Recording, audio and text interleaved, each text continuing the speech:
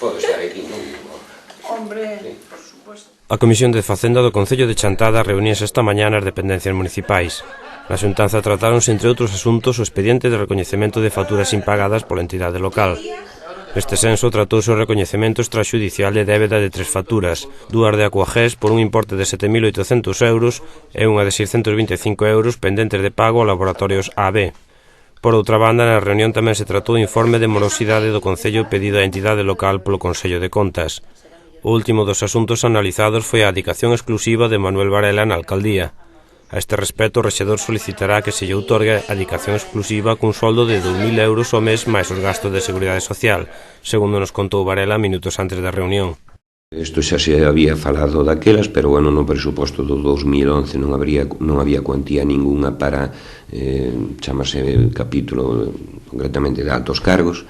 Neste momento, bueno, pues tanto os informes económicos como de secretaría de xurídicos pues están feitos adecuadamente para que eu me poda adicar plenamente ao Concello como o veño facendo.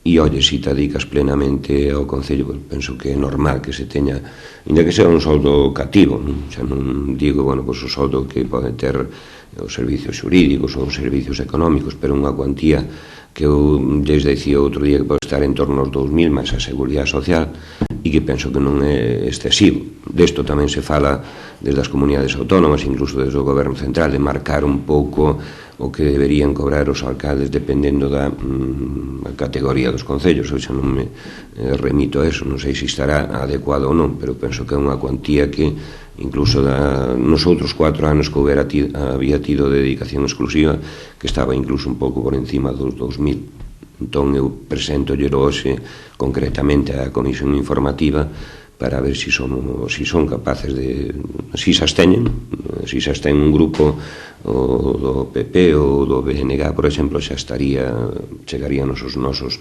5 concelleiros. Se non lo aproban, pois habrá que seguir traballando da mesma maneira.